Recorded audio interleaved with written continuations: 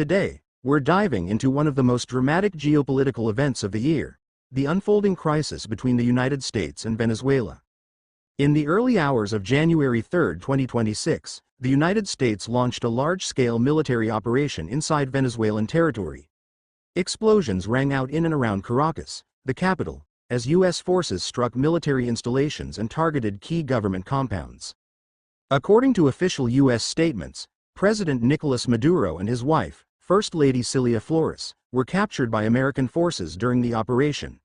They were then transported out of Venezuela and brought to the United States, where they are expected to face criminal charges.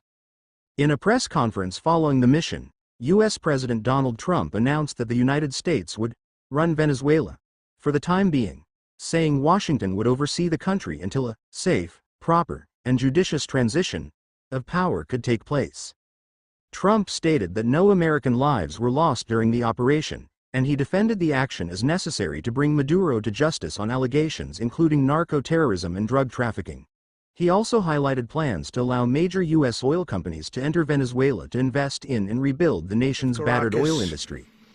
To bring outlaw dictator Nicolas Maduro to justice.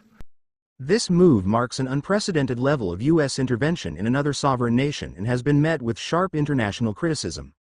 Governments across Latin America, Europe, and Asia have condemned the strikes and the capture of Maduro, calling it a violation of international law and an act of aggression. Meanwhile, officials in Caracas and members of Maduro's government have denounced the operation, labeling it an illegal act of imperialism and demanding the immediate release of Maduro and his wife. Venezuela's vice president has declared that Maduro remains the legitimate president, even as the situation on the ground remains highly unstable.